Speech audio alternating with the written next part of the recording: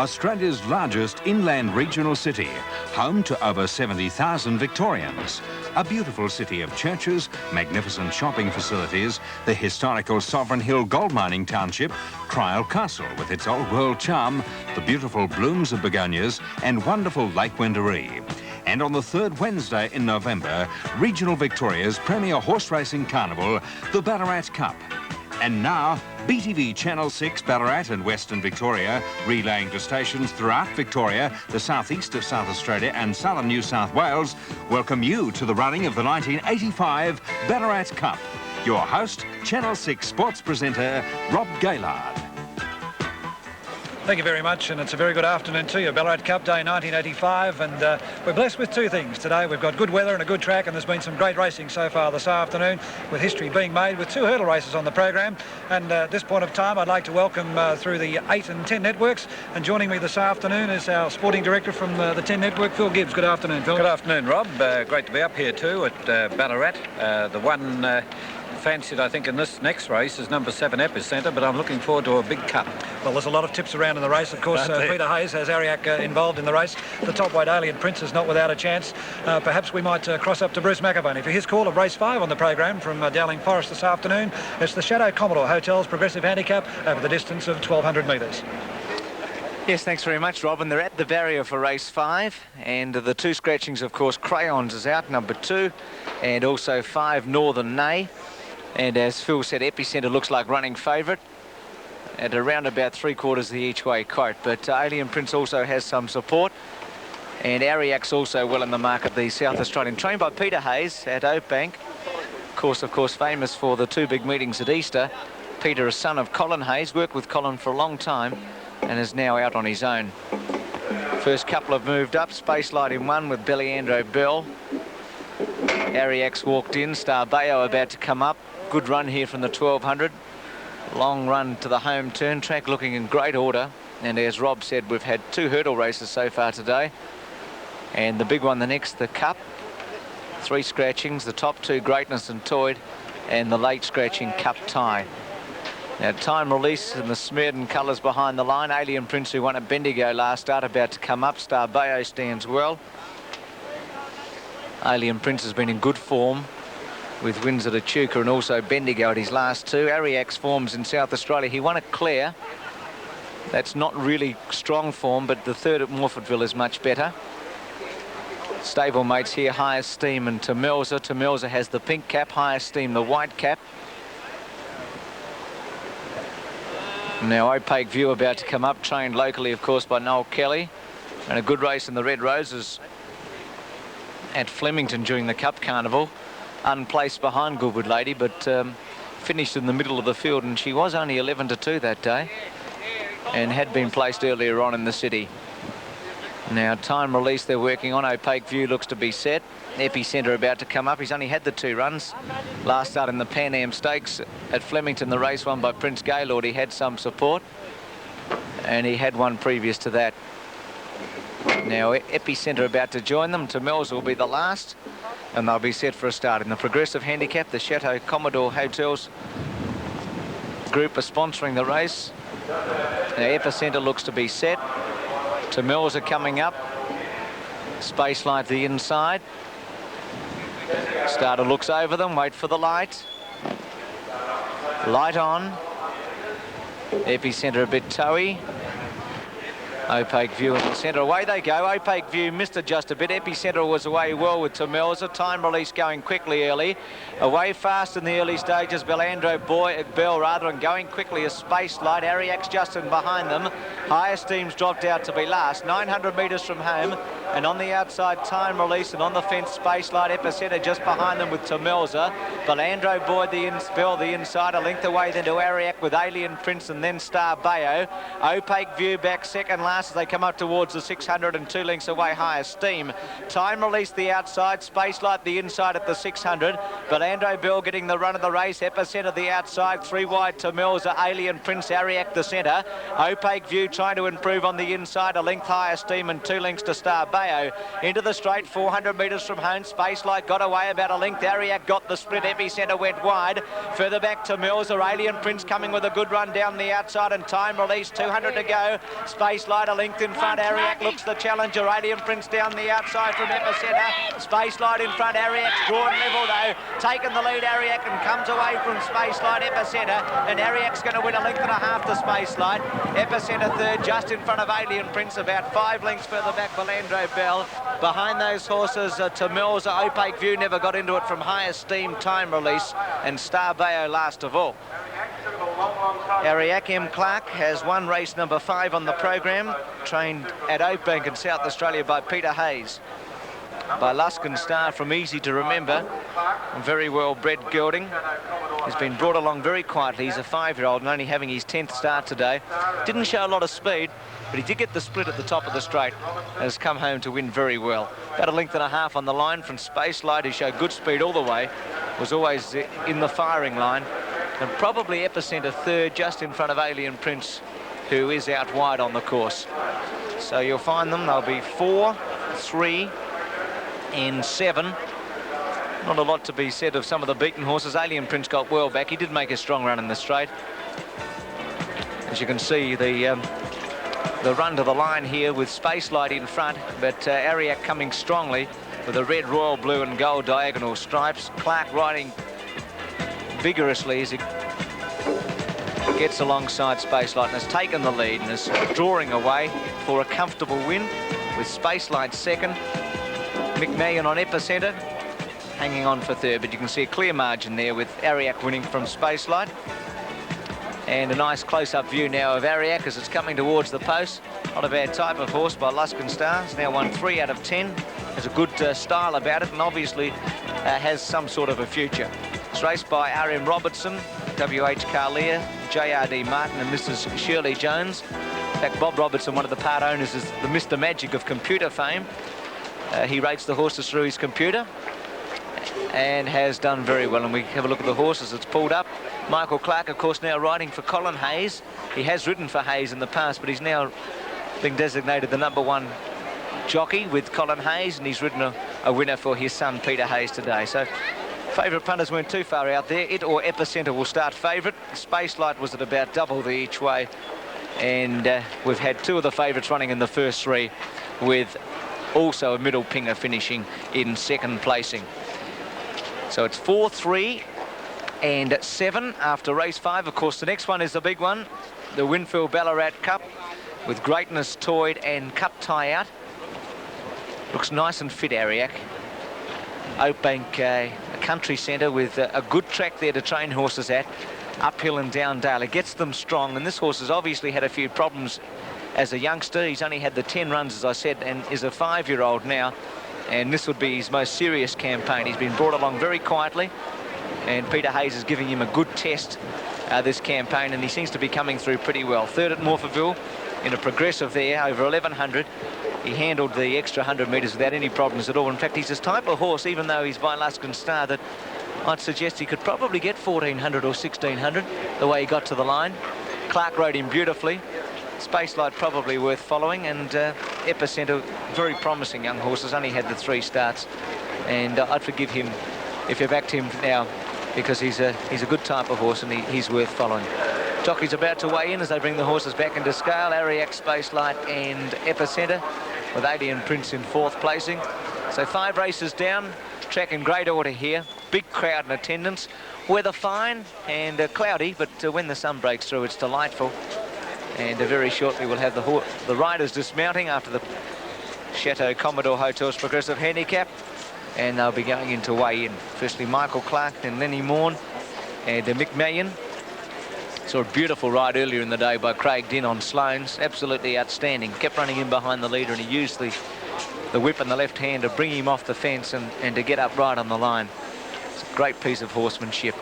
And of course Clark, Morn and Mallion, the 3 of the best in Victoria. And they're the 3 riders that have filled the placings in this event. So jockey's now on the scales. Ariak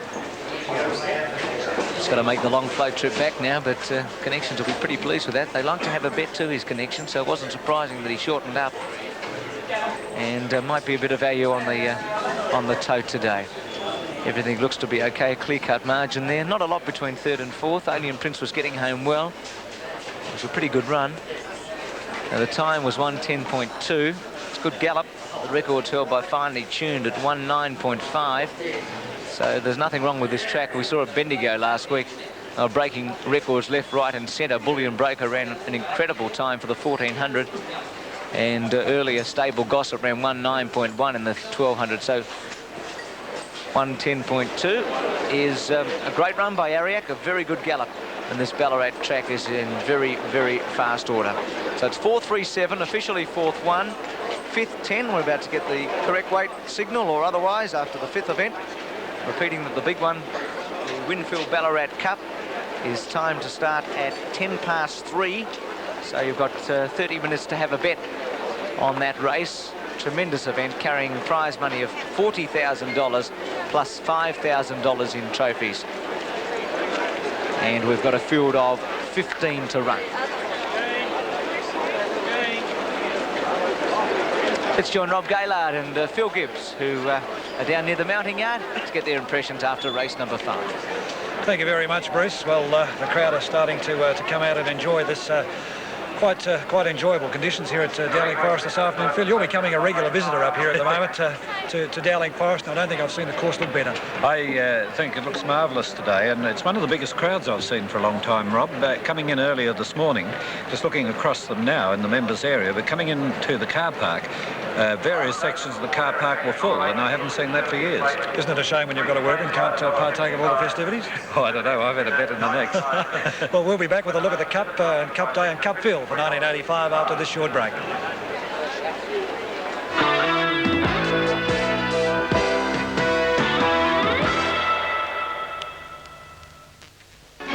Cup Day 1985, and perhaps before we take a look at the Cup Field and Des Payne, who was talking with the leading jockey in that race, we might have a look at tote openers for the Cup, if we can get them on our screen there very shortly. Of course, scratchings in the Cup, the top weight, number 1 Greatness, and unfortunately the Pakes aren't having a great deal of luck at the moment, Phil. Greatness is out, and of course this morning the late scratching of his other Cup Hope, which was Cup Time. Yeah, and then Toyd is also out. Toyd, of course, I was talking with Eric Ridley last week. They've had trouble with the blood count. Well, there was a quiet rumour around last night that Toyd may have been a chance in the race.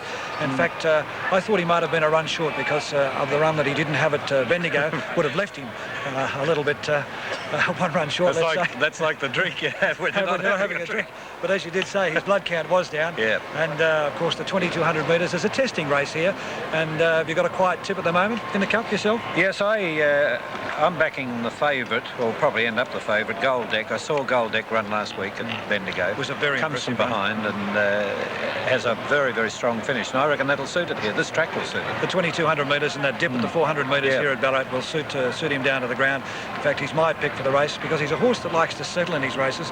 And Chris Barrett mentioned after the Bendigo Cup win that he drops back in the field and just lobs along behind them. And as I said before, I think this will really suit him here. Well, I'm sorry, I talked with Jack McGrill last week after the race, and he's got a very, very high opinion of it. Well, you've only got to go back 2 years, Des, and this horse was regarded as a Derby horse. Yeah. Des Payne's in the mounting yard, and he's talking with Michael Clark. Well, I've got to congratulate you, Michael. It's a little bit of a backhanded one here. You've won the race for Peter Hayes. You're the first rider for Colin Hayes now, and you haven't ridden a winner for Colin yet. So what'll CS say when you say, well, I had to win one for your son first? Well, we might make it one later on in the day for the boss anyway. We've got a chance later on of riding one for him, but... You're riding Rear Flyer? Yes, that's right, Des. Now, in that particular race, lightly raced horse, and... has distinct promise, a good cut of a horse. Yes, that's the first time I've rode the horse, and he actually quite impressed me. He feels like he might develop into a strong 1,400 or 1,600 metre horse. Well, he's beautifully bred, and there he goes. Now you're getting to the lead here, or getting up inside that space light. Took a bit of catching for a while. Yes, Des, he did respond very well once I gave him a few hits with the whip, this horse, and I did like the way he stretched out the last 200. As you say, he might get a bit further than a journey today of 12. Yes, that's right. Well, we can only say that was a good ride, and we hope that you can do some good on Rare Flyer later. But in between Rare Flyer and now, you're going to ride my pick in the Cup, Loyal and True. Now, do you think you might be able to come back here and be interviewed again? Well, I hope you're a good judge, Des, because, you know, I do feel the horse will run well. He's had a quick couple of runs lately to get him, you know, a lot fitter for this race today, and I think he might improve on his Bendigo run. At Bendigo, I noticed that he was leaning on the side of the stall, so I'm just giving you a little bit of a hint in case he does have a bit of a lull there. So just keep him up, because he came out pretty ordinarily at Bendigo. Yes, he can do that, Des. He's, you know, I've won a few races on him now, and he's that type of horse. You've got to know him a little bit. OK, well, all the best in the Cup, Mike. Thank you. Well, let's take a look at tote openers this time, Phil, on the Cup, race 6, the Winfield Ballarat Cup. And before we do, we're going to have totes on the previous race. Number 4, Ariak, 180 and 70. Second, number 3, Spacelight, $1.55. And third was number 7, Epicenter, which I think took a little bit of Phil Gibbs's money, and that returned 95 cents. Yeah, it did take a little bit. Well, perhaps we might take a look at tote openers very, very shortly. The Winfield Cup, as we said before, over 2,200 metres. We'll be back with a look at the tote openers after this short break. Right.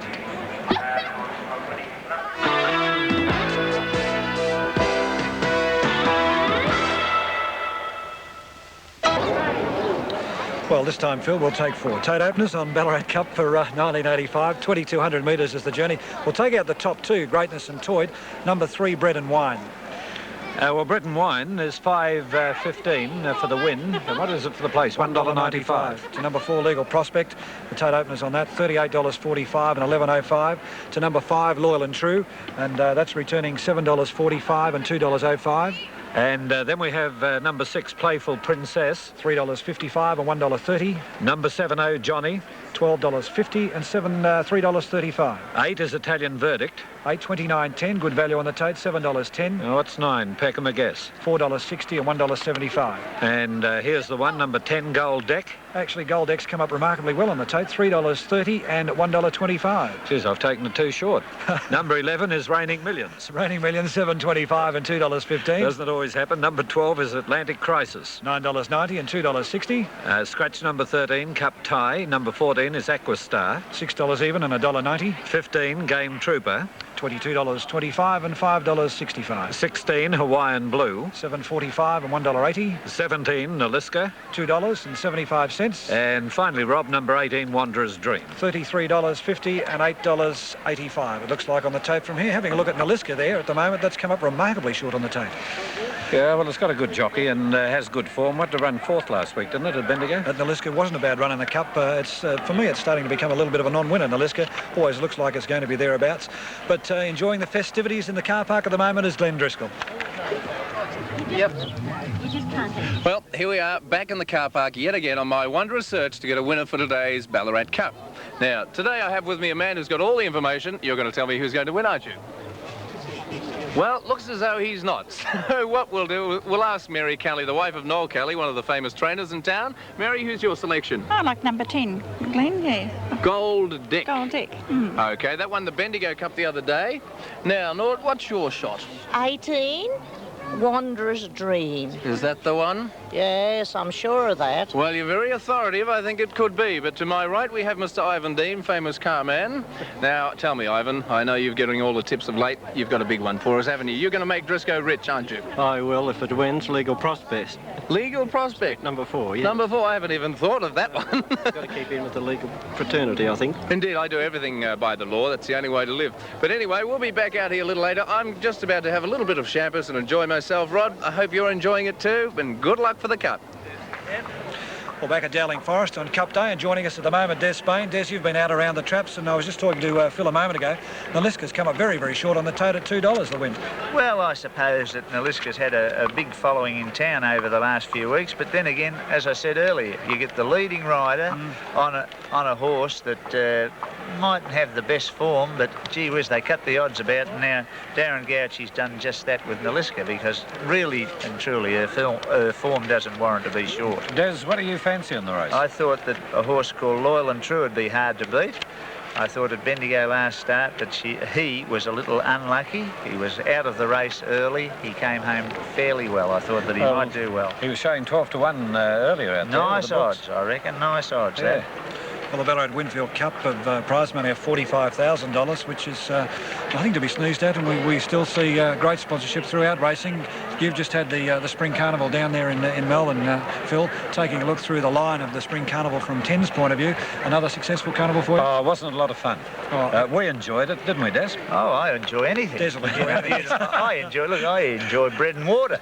I'm as happy as a sandboy. Well, I'll tell you what, he might enjoy bread and wine. He didn't tip it. If Gold Deck doesn't get in here in the Cup, I'll be enjoying bread and jam for the next week. Doesn't matter, bread and jam never hurt anybody. Look at me, look at Rob. Taking a look through the Cup field, there's a few in there. Playful Princess, of course, winning the Kyneton Cup was a good run up there.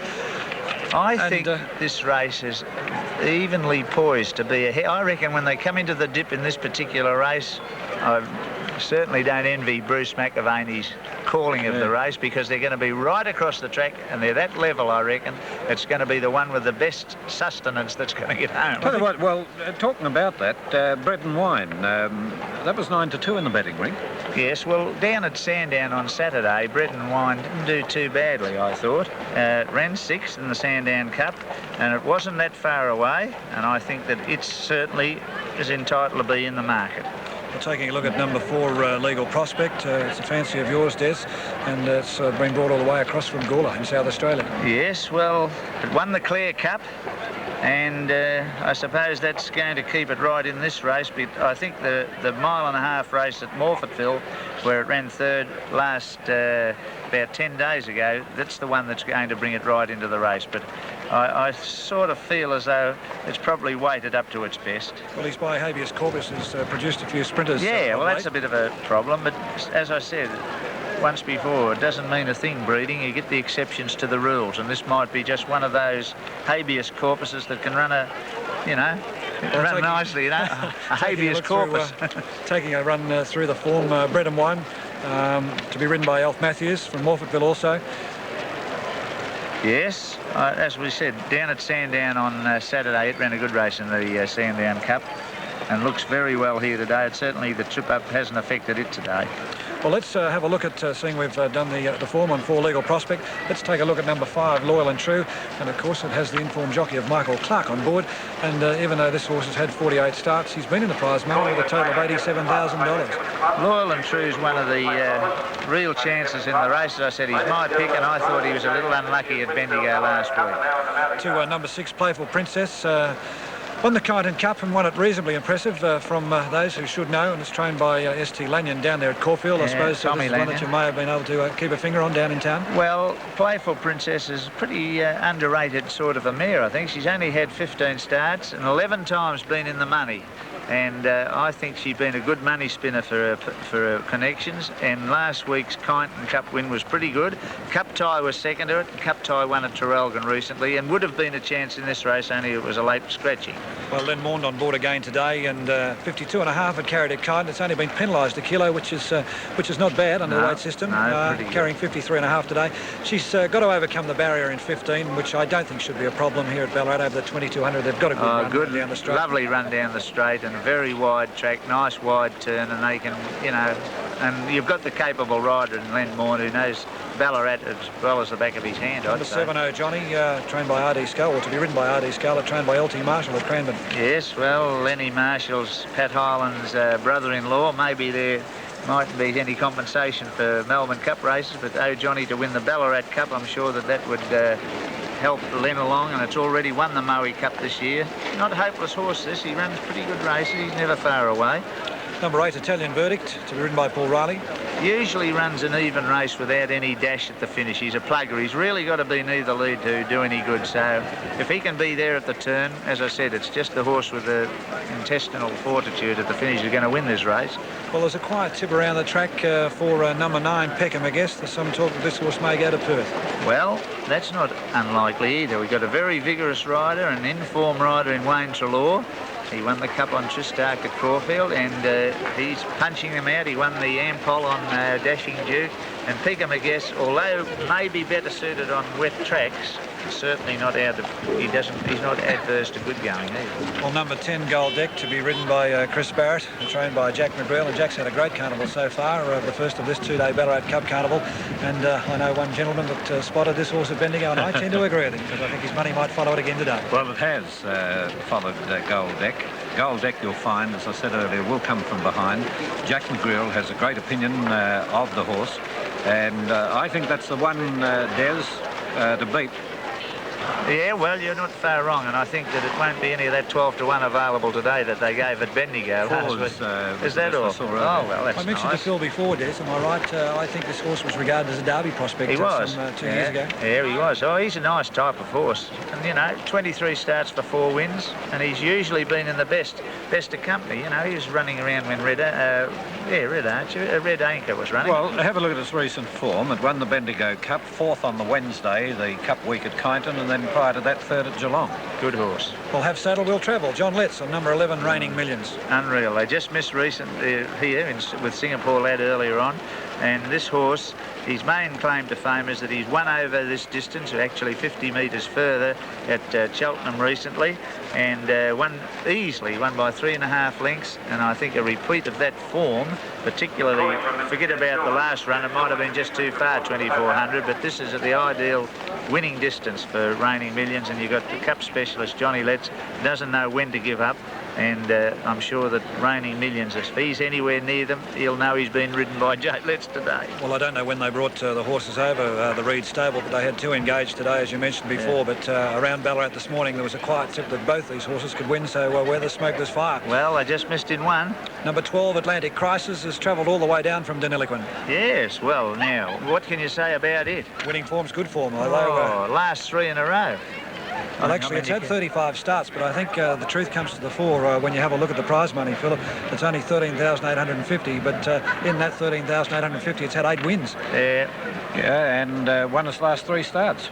Magnificent chance, I'd say. Well, you know, they don't bring them all that way if they haven't got ability, and that horse won the Coot Cup. Cootamundra, I think. Cootamundra. Coot Cup. I didn't know whether that was down on the beach or where it was, but it was a very good, not a bad horse, and Sunfish is a pretty fair stayers. Well, we'll be back with a look at the rest of the field in the Ballarat Cup for 1985 after this break.